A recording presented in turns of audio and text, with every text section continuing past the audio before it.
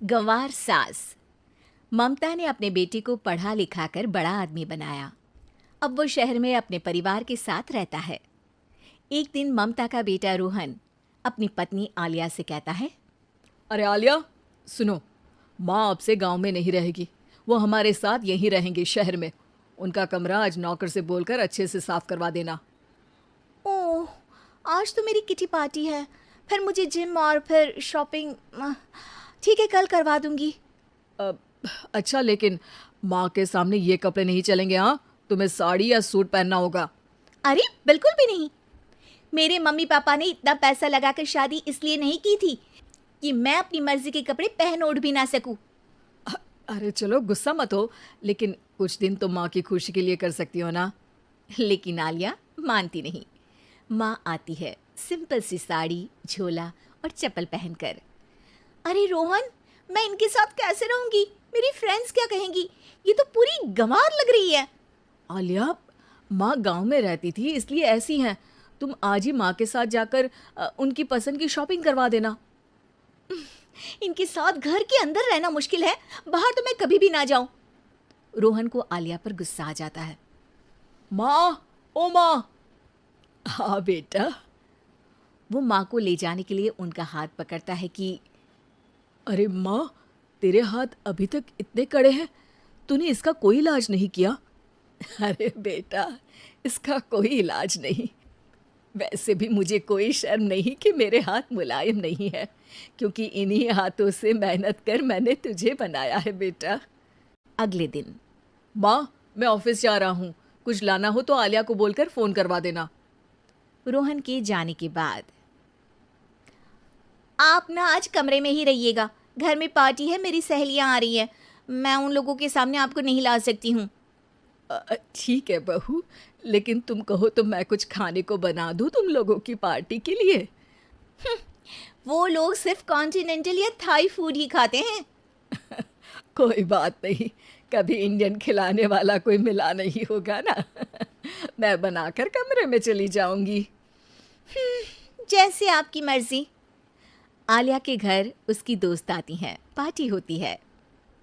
अरे वाह आलिया, ये क्या है खाने में? बड़ा ही स्वादिष्ट है यार, इसकी रेसिपी मुझे चाहिए। हाँ, और ये दाल, ओ माय गॉड, मैंने तो किसी 5 स्टार में भी ऐसी दाल नहीं खाई है यार। तू कुक को यहाँ बुलाना।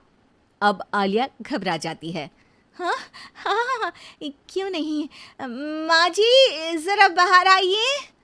आलिया की सास सिंपल सी साड़ी और गांव के अंदाज में आती है। अरे बहू, क्या हुआ? खाना पसंद नहीं आया क्या? बहू? अरे ये गांव से दिखने वाली औरत तुम्हें बहू क्यों बोल रही है? कौन है ये? वो हमारी नई नौकरानी है। सास बहू की बात सुनकर बहुत दुखी हो जाती है। वो सर झुकाकर जा ही रही होती है कि एक सहेली बोल पड़ती है। अरे कहाँ जा रही हैं माँ जी?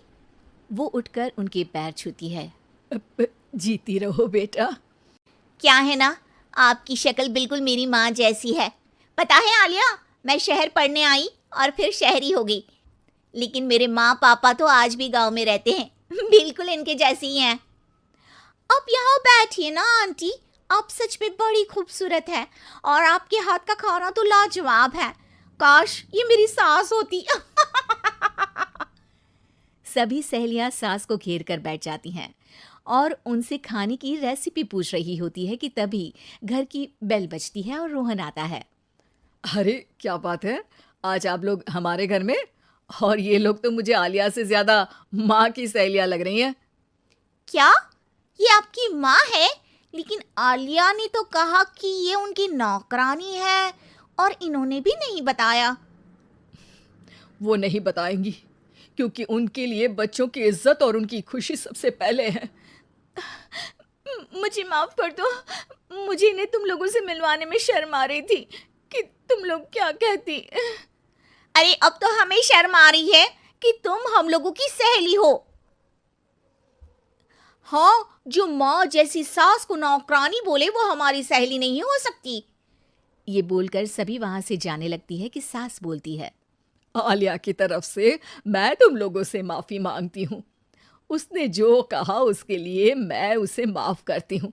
अब तुम लोग भी उसे माफ़ कर दो, क्योंकि अगर तुम लोगों ने उससे दोस्ती तोड़ी तो फिर मेरे हाथ का खाना कैसे खाओगी?